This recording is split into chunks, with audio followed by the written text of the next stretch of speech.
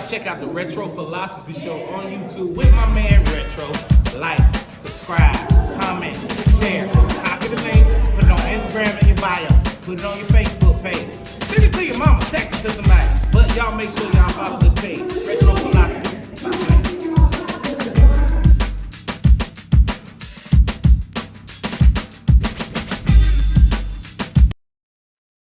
Yo, what's up, everybody? Unedited. You already know what it is. It's your boy Retro with you on today. This is the day that the Lord has made, and I will rejoice. And just grateful for the hope to be in the land of the living. And it's a beautiful Monday morning here in the Carolinas. Rain, colder temperatures than we have been getting, and yet still we still call it a great morning. You know why? Because we could have woke up on the wrong side of the dirt. That's 6 feet under with a toe tag. But God has blessed us and allowed us to still have the use and the activity of our limbs. And so for that, let's choose to be grateful. Let's choose to rejoice. Rejoice to be joyous again. That means, at one point you had some joy. Do it in. Yeah. Now, I'm a firm believer, and I've always said this, that anything you do and do it right and do it well, you should be able to do it again. Um, in other words, we cannot afford to be a one-hit wonder. Hit the mark one time and wonder how in the world did we do that? How are we going to do it again? That's something. I'm impressed things what they did. That's when someone can, what's the word I'm looking for? Can sustain what they did. Okay. So if you did it, you should be able to do it again. We talked yesterday, the memory of a moment. I told Monty, I got to preach that again. I'm coming to your church and preach it next. Okay.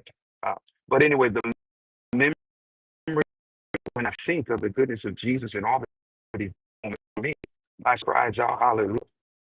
So you got to think, about the right thing, do the right thing. I get it. If you're asking what you're going through, but you'll be able to get through it, and you'll be able to rejoice. Okay. Um, look at give you a little bit of morning inspiration on this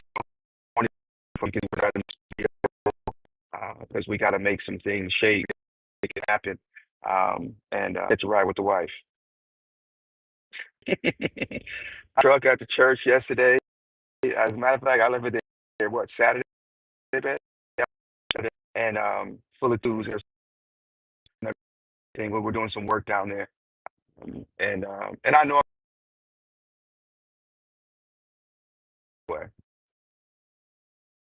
I'm intentionally working hard, guys. You got to do what you so you can do what you want to do.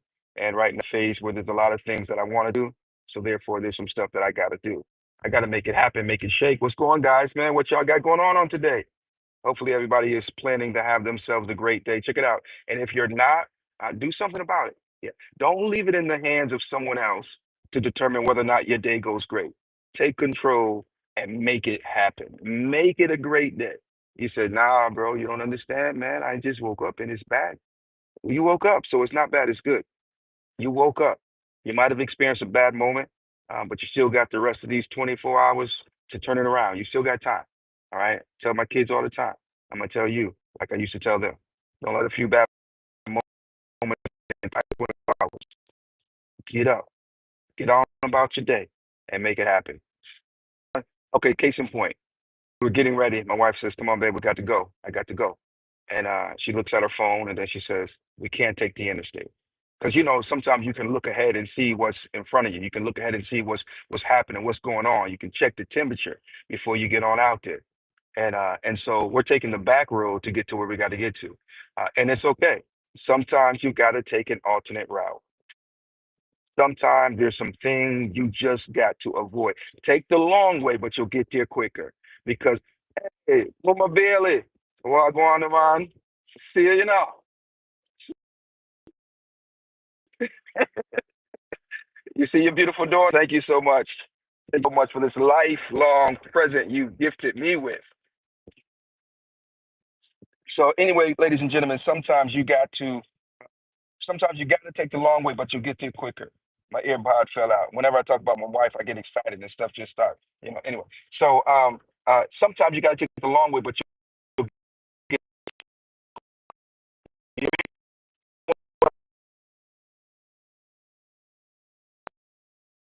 there are some things that you must avoid. I'm gonna say it one more time. There are some things that you must avoid. Yeah. Jesus said to Peter, he says to him, he says, "Look, Peter, I love you, bro. But let me tell you the truth. Satan desires to have you that he might sift you as wheat. He's coming for you, Peter. And because I love you, I'm not going to cause you to avoid what's coming, but I'm gonna give you the tools to deal with what's coming." He says he desires to have you that might sift you as wheat, but I pray that your faith fail not. He said, I prayed for you that your faith does not fail. Okay. And then he says to him, he says, Peter, when you are converted, strengthen your brother. Strengthen your brother. Okay. The key word that I want to talk about is the convert.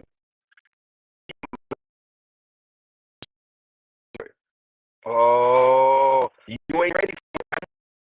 I know you come down to the next, you know, but you still ain't ready to the process.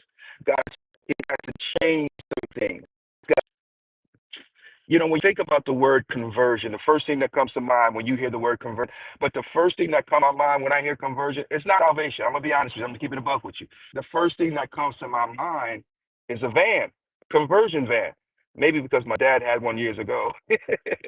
But whenever I hear the word conversion, that's the first thing that comes to my mind. But let's talk about it for a quick minute because we're going the back way, which is the longer way, but we're going to get there quicker because there's a detour, there's a backup on it. Anyway, okay. So a conversion van. Now, the only thing that changed, now the van is the same frame. It's still got the same amount of doors, the same amount of tires. In essence, it's the same thing, but it's been converted to a different use. Some features have been added.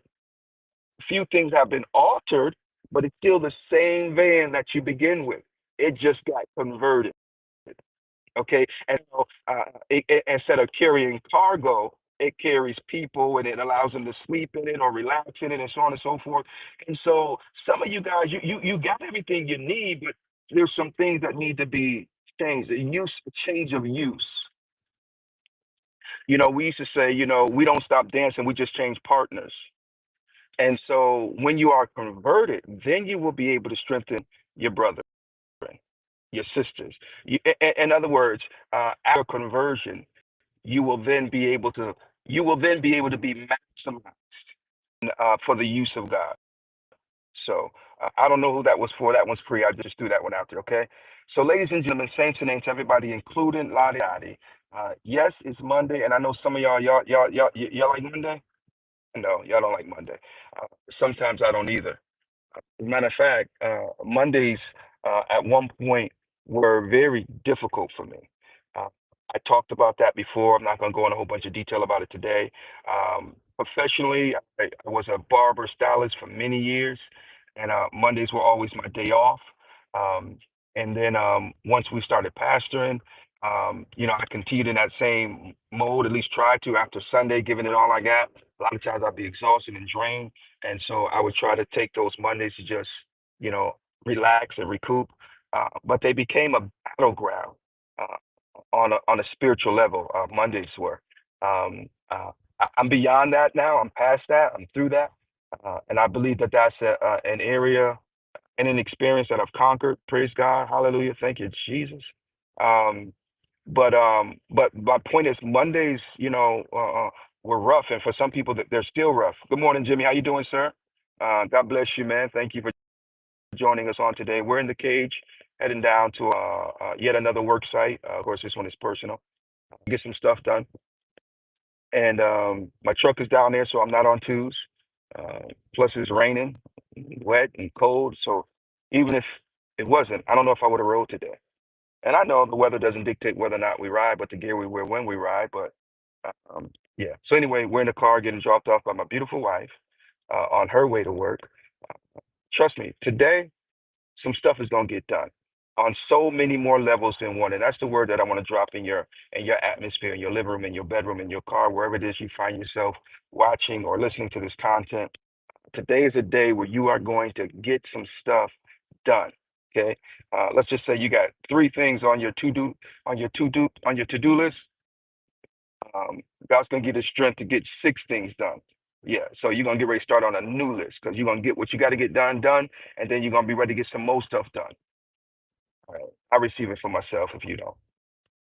So anyway, ladies and gentlemen, again, there are some things that some of us need to avoid intentionally, strategically, because you cannot afford to get sidetracked, and you certainly can't afford to get delayed. Let's see here, bada boom, bada bang. Let me take it off so I can read it real quick. I'm great. 45 today. Looks like sunny so far. Hello, Mrs. Retro. Hey, Miss Retro. Jimmy said hello. She says, hey, hey. 45. Yeah, that's cold, Jimmy. That's cold. Jimmy, where you watching from, brother? Where you watching from? Because we're not that cold today, I don't think. I think we're like in the 50s, but yeah, 50 degrees. We're sitting right at 50. Exactly, 50 degrees. Well, shoot, it's almost 45. Up, and it just dropped to 49. So, but hey, what do we expect, right? We're looking, we're flirting with November. We're almost in November, and so it is what it is. It's going to be what it's going to be. Um, but we still cannot use that as an excuse not to get anything done. And for me, as the weather cools off, I just it's harder for me to get up in the mornings. We live in a brick house, and it seems to hold the cold in there. And a lot of times, because oh, I was gonna say we didn't turn the heat on, but I snuck and turned the heat on yesterday. Did you notice that? She didn't even know I turned the heat on. Y'all should have saw the look she gave me, man. Yeah, anyway. But so I broke down and I turned the heat on Sunday morning because I was getting ready for church. It was cold, man. I said, I can't do this, man. I need a little warmth up in here so I can get ready. Uh, oh, New Jersey, man. Look at here, bro. You doing real good for 45 in New Jersey this time of year, man. Um, so yeah, that's not bad at all for Jersey. Jimmy, I didn't know you was out of Jersey, brother. I got people, go ahead, baby. I got people all up in that way, man. As a matter of fact, we'll be sliding through there here in another week or so. Well, actually, I shouldn't say we're sliding through. We're going to be flying over. And so, anyway, but yeah, you're doing good for 45 in Jersey. Shout out to all my folks up here in Jersey working inside for now. Well, you good if you work inside. Um, but yeah, guys, there are you've got to avoid. It might take you a little longer. Uh, well, let me say it this way: it's the long way, but you'll get there quicker. hmm You know what happens when you take the shortcut, right? Every time you take the shortcut, you come up short. The shortcut ain't always a shortcut. A lot of times it tricks us thinking it's a shortcut. Yeah, but many a times when you take the cut, you come up short. Can I share something with you that the Lord put on me? I'd say probably several years ago. Because Jimmy, I'm from up north too, brother. I grew up in Massachusetts, Springfield, and there's a different hustle out of the north. I don't care what nobody say. I love it down here in the south. I say y'all. I drink sweet tea. I eat at Bojangles, and I ain't going nowhere as long as y'all don't put me out. But there's a different hustle coming from the north. My Northerners, my Yankees, whatever you want to check it out, bro. New England, it's a different hustle coming from up north, and so growing up that way, you had the hookup for everything you needed. You had a hookup. I got the hookup for that. You need a TV, I got the hookup. You need your car fixed, I got the hookup. You need some sheetrock done, I got the hookup. You need a roof put on, I got the. Well, you got a hookup for everything, and you could literally get some stuff done, man. But anyway, I digress.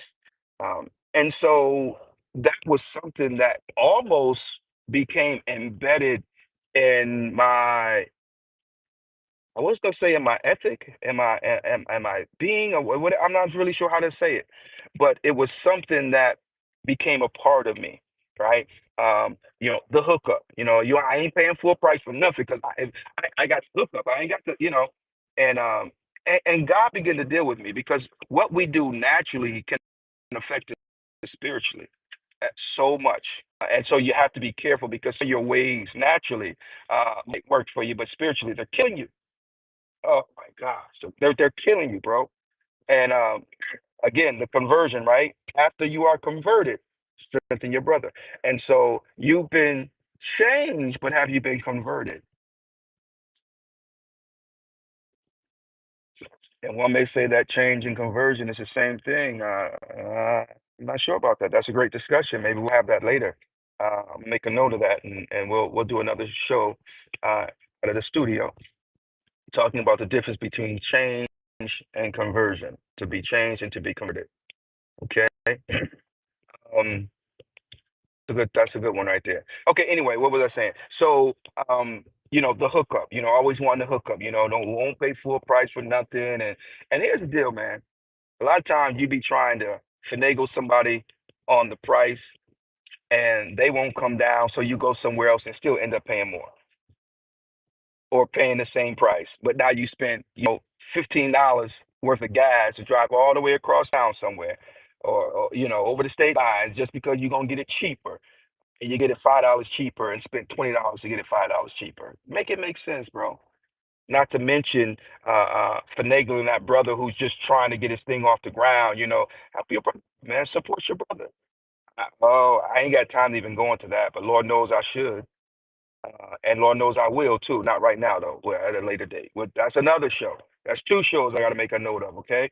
Um, and so here's what the Lord told me. Serious, as sure as I'm standing here or sitting here. He says, stop always wanting the hookup and begin to learn how to anticipate the rebate. Do you even understand what a rebate is? Yeah, you got to pay full price right now, but you're going to get a rebate, which means you're going to get money back. And a lot of times the rebate is greater than the little discount you would have gotten from your so-called hookup. I'm saying the rebate manufacturer and not the retailer. Come on, we got to learn how to support our peoples. Because some of y'all talking a good game, but you ain't walking a good walk. You talking the talk because you want folk to support you, but when it comes time for you to support them, you ain't supporting them. You always want it coming your way, but you ain't never pushing it out. So anyway, what the Lord told me was stop looking for the hookup, pay full price, but anticipate the rebate. Because again, the rebate doesn't come from the retailer, it comes from the manufacturer. And so you don't have to give me a discount, but God's going to give me a rebate because I did what I needed to do. I was a stand up guy. Come on, I let my yay be yay, my nay be nay. God says, I got you, son. They wouldn't give you the hookup, but I'm going to give you a rebate. You better hear me good. I'm preaching better than you praising. I'm preaching so good, I need to bash up in the comment section. Come on here, somebody. Sow a seed in that word. All right, guys. That's all I got for you today, man. Retro's morning inspiration. Check it out, man. Life, real talk though, life is unedited. I mean, every now and then, God's grace and God's mercy, and you might even say God's sovereignty, will allow you a chance to redo, but even the redo is still unedited. Life is life, and life be life, and it don't ask you for your permission. It doesn't sit down and says, "Excuse me, Mr. Pillar, we need to schedule your life because there's a problem that wants to show up next week, and we need to see if next week is a good time for you to handle that problem." Excuse me, sir, we need to sit down and find out how your financials are because there's financial hardship that wants to show up for about 2 to 3 months, and we need to know if you're fiscally ready for this hardship. So we need to sit down and schedule it. So, no, it don't happen. It'd be great if you could just tell, life, hold on, I get my income tax next month. So wait for then till that financial hardship comes because then I have a little something extra, uh, you know. So anyway, we've got to understand that life is unedited. Just because something happens in life that you don't like doesn't mean you get to hit the pause button. You sure don't get to hit the snooze button. And I know you don't get to hit the easy button. You know what is it? Staples, they got the easy button. Man, let me find out if there's an easy button. Let me find out. So I can go get me three of them and then one to have as a spare just in case those other ones wear out. We'll wear that thing out. I ain't just gonna sit there and look at my cute easy. No, I mean, baby, I'm be smacking that thing every single day. Because I'm saying sometimes you just want to say, you know what, let me take the easy route. But in life, there is no easy route. The easiest route is just to do what you got to do. You know, you spend all this time trying to circumvent, the reality. You spend all this time trying to go around, the problem, and the time you spend trying to go around it, you could have done tackled it head on, learned something, got something out of it, matured through it, and still got there much quicker than the time you spent and the effort you spent and the resources you diminished, depleted, trying to go around the situation. The Bible tells us that tribulation worketh patience, patience experience hope, and hope maketh not ashamed. So when you look at the beginning of the verse and the end of the verse, the end was worth the beginning. Tribulation was worth you not being ashamed. So some stuff we just got to go through, man. Life is unedited. Deal with it. You know what I mean? Because at the end of the day, I don't know about you, but when it's all said and done, I'm going to win. Why? Because I'm a winner and I'm on the winning side. Come on, somebody. And I'm one of the starting five. I'm just saying. You can sit there on the bench if you want to. I mean, I'm one of the starting five. Anything I'm a part of, anything I'm associated with, I'm not just gonna be some poop, but you know what, sitting on the sideline, talk about, oh, we should have this. No, no, put me in, coach. Put me in. My shoes is laced up. I got my jersey on, and my hand is hot. I'm ready to go. I'm on fire. Let me loose. Let me at 'em. So, yeah. So, ladies and gentlemen, saints and ain'ts, everybody, including Lottie Dottie, it's your boy Retro and Specs. As Jimmy said, Mrs. Retro. What kind of day you gonna have, beautiful lady? A good day, good ain't good enough. What kind of day you gonna have?